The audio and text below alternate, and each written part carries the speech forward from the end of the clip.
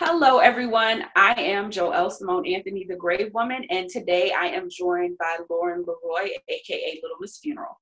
Hi, everybody. Continuation of our conversation about racism in the funeral home. Today, we're going to talk about what it's like to be a woman in the funeral service industry, working around men most of the time. What I want to say to even start off this conversation even more is just to kind of state the obvious, which I know both you and I know, and that is the fact that the funeral industry is still a very traditional field.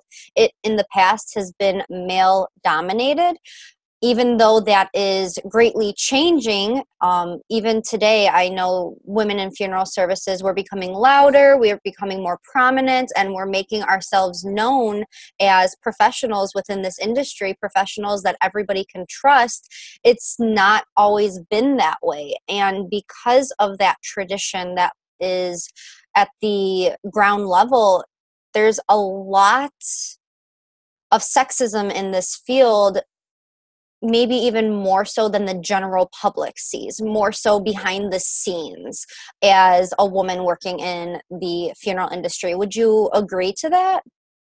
I definitely agree. I can just talk from the standpoint of working in environments where there are predominantly men and being the only woman everywhere that I've Mm-hmm. gone. Mm-hmm. And just hearing the conversations that men are having behind closed doors, from the language that's not Mm-hmm. always professional, from the gestures that I've seen men make and, kind of give towards each other when they see an attractive woman or someone that they find attractive, that are just completely unprofessional. Whereas a woman, I'm trying to be on top of my game in every level, whether it be in the language that I use, because there have been moments where if I could, I would have cursed someone out.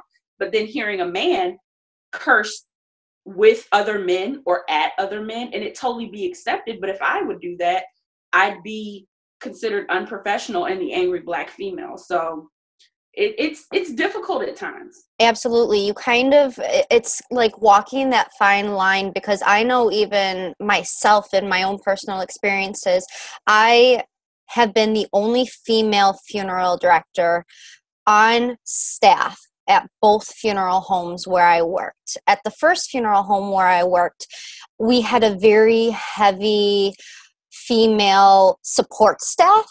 So we had a lot of women who would work the calling hours and the visitations, but the mornings of the funerals, it was an all-male staff besides for myself. The funeral home where I work now, I am the only female on staff. So I know from my own personal experiences, there have been instances where I don't know if it's a subconscious thing that I'm doing, but I'll try to fit in with the guys sometimes and laugh along with their jokes. And just, it's hard being singled out. So I feel like I'm trying to fit in, and then it's not until I take a step back later where I sometimes think to myself, not that anything that they say is vastly inappropriate, but it'll be, like you Right. were saying, a little joke here, a little comment here, those little remarks that, really mean no harm, but in the same breath, you probably shouldn't have made that joke. Want to fit in, and I don't always want to make waves, and that's not always the healthiest thing to do, especially when we do want to make change within the industry, and when we do want to bring a light around what we're doing and be inclusive for everybody. Exactly. And to touch on what you were saying about kind of going along to get along, when I first started working with a funeral home that I used to be associated with, whenever the guys would use a swear word or, say something that was mildly inappropriate and very unprofessional, they'd always say, "Oh, excuse me, excuse me. Oh yeah, we have a lady in the room, excuse me," right? And I noticed that after a while, those "excuse me" or those "oh gosh, I didn't mean to say that in front of you" kind of went away. And it made me think, have I accepted this to the point where they don't feel as if they should respect my presence? And I had a problem with that. So what I had to do was actually end up saying, you know what, guys, I really don't want to hear that, because I don't feel like it's fair for us as women. And I'm not trying to like play the whole woman victim card. That's not what this is about at all. It's just about having an open discussion about what happens in the funeral service industry. But it's okay to take a stance, because if you don't, no one knows what's going on in your head. And like we talked about in the racism video, your silence is agreement. Absolutely. So I think it's important for women who are in situations, whether they be in the cemetery, whether they be in the funeral home, or in a warehouse, to know that it's okay to say, I'm not comfortable with this if something is happening that makes you uncomfortable. Now, on the other end, I used to work with a woman who complained about everything that the guys did. And it was to the point where I felt like she had something personal against them, because everything they did was wrong. Even if they were laughing amongst themselves, when she came into a room, she felt as if it was directed towards her. And I think that was more of an insecurity. So I think it's important to establish what's inappropriate and what is just something that you kind of, I don't want to say brush off, but something that you just ignore. So where do you think that line is, Lauren? Well, I think for sometimes brushing things off, like if we're going to go in that direction of this conversation, I know we were briefly talking about this just privately before we decided to film this video too. I can't tell you how many instances I've had of an older generation male coming up to me and calling me sweetie, or calling me, how are you doing today, sweetheart? How are you doing today, honey? Just this morning on a funeral, I held open a door for a gentleman, and he looked at me and he goes, has anybody told you today yet that you are so beautiful? And I was kind of like, ha ha ha, thank you, and he went on in his way. And in my mind, I was thinking to myself, I have never once seen, and I'm not saying that it doesn't happen, I'm just saying that I personally have not once seen a female approach one of my male coworkers and say, has anybody told you today how handsome you are? Once again, it very well may happen. It's just that I don't personally believe it happens to the extent that it does to females. And sometimes with some of those comments of, how are you doing today, sweetie? Oh, thanks, honey. A lot of the people who are saying those words to me are of the older generation. And I know that they really are coming from a place of endearment. They do not, in most situations, I should say, because there are always exceptions to the rule, they're really not coming from this creepy, like malicious, inappropriate person who is trying to make me feel uncomfortable, is trying to take an advancement towards me. I kind of view some of these instances as like I would my grandfather. In his generation, it was just different wording that was freely used, and that's what it is. It's that age gap. So in those situations, I very often brush it off. You know something, Lauren, when you were talking, it made me think about an experience I had in mortuary school. And I'm so grateful for the gentlemen, and I'm going to call their names, Antonio and Samuel. So if you see this video, you know who I'm talking about. And I don't know about you, but when I was in mortuary school, we did a lot of practice on one another when it came to making funeral arrangements, right? Mm-hmm. And I am a hugger. I am a touchy-feely person. That's just naturally who I am, right? Yeah. So we were practicing, and Antonio, I believe, was playing the role of someone who had lost his wife.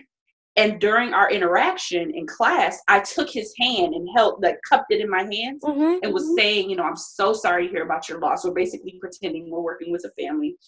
And I'm saying, I'm so sorry for your loss. I'm here to guide you through this experience and do what I can to make it better. And both Sam and Antonio stopped me in my tracks and said, you're going to get sued for sexual assault.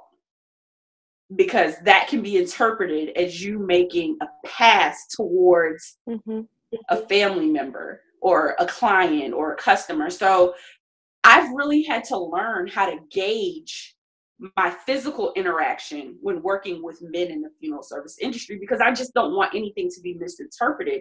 As natural as it is for me to give a hug, I don't want to give a hug to the wrong person and invite anything in. Absolutely. So when you were speaking, it really made me think about that, and I hadn't thought about that in a long time. Well, and I'm like that as well. Like, too, when people come into the funeral home, it's in my instinct to hug them and to say, I'm so sorry for your loss.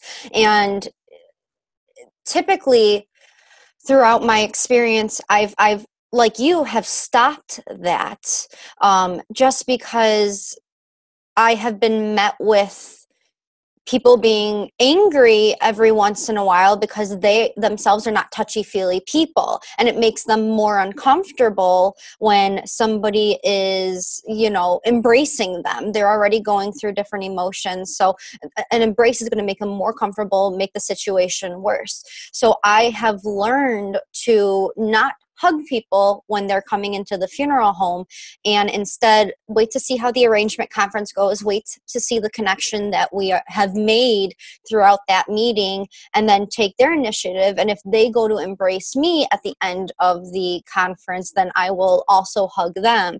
But that's very true. It's sometimes you're thinking you're comforting somebody, but you don't know the other person's level. This is an example too why you maybe shouldn't be so touchy-feely when you're in the funeral industry. My uncle is very sick, so he does not touch people at all, because if he were to catch some sort of an illness, it could potentially lead to his death because his immune system. So he won't even shake hands. He will not touch people. So you never know on another personal level if somebody has some sort of an illness where touching them could harm them as well. So we're kind of getting off track just a little bit, but once again, within the funeral industry, don't go hugging people unless they ask for a hug. Right. And I guess, again, this is something that may be off track, but for us as women, individuality is such an important part of our nature. Um, how, as women, do you think that we can work in the funeral service industry while having those boundaries that go totally against our essence? How can we keep our individuality and our truest nature? I think that it really all does come down to the connections that we're making with the families, because let's be honest, where yes, a huge part of funeral service is dealing with the deceased. But the reason why we do what we do for the dead is to care for the living. So we have to have that separation. And the connections that we are making with the living family members and the people who are grieving, we are going to be able to connect with them on an emotional level by just being ourselves and by being authentic and by being sincere. I mean, when I sit down with family members and I hear their stories and I'm helping them go through planning a funeral service and picking out the details of the funeral service, you really are seeing a very intimate part of their lives, because they're opening up to you during a very vulnerable time of their lives. And because of that vulnerability that's there, you're making those connections with them, and they're seeing you for who you are as an individual. And nobody else can copy that. You can sit down with a funeral director who's been doing this job for 30 years and you can copy word for word what they say, but no one else can replicate who you are as a person. So even if you're copying what another funeral professional is saying word for word, the way that you're going to deliver it is going to be unique to you. And the way that you're going to be able to make the connection with the living is going to be unique. So I think that as long as your heart is in the right place, and as long as you remember the reasons why you decided to get into the funeral industry in the first place, you're really going to stay true to the individual that you are. Okay. I definitely can see that, and that resonates with me. That really does. I've never thought about it that way, to be honest with you. Mm-hmm. Really so I guess in closing, I just want to express my personal feelings of the value of women in funeral service. Like you said, we connect with people on an intimate basis, and as women, we're naturally nurturers. And I think sometimes our value in the industry is somewhat questioned because we're women. And not by all men, but there are some men that feel as if women have no place in the funeral service industry. But I want anyone watching this video to walk away feeling empowered and just with the knowledge that if you are a woman in funeral service, you are badass. And I tip my hat off to you because I personally know how hard it's been for me not only to break into the industry, but to work in the industry. So anything you want to add to that, Lauren? No, I mean, I completely agree with everything that you're saying. As a woman, it is difficult to get into this field if you don't have connections in it. Don't give up. Every single funeral home is different. So if you're a woman watching this right now, and if you feel like you're not in the best setting within a funeral home that you're currently employed, don't think that every single funeral home is going to be the exact same, because they're not. Don't give up on the funeral industry or funeral services just because you're in a bad place within your current situation. Definitely. And we'd love to hear your experience about being a woman in this industry, and particularly the positive aspects of what you bring as a female funeral director or funeral service professional to this industry. My name is Joelle Simone Anthony.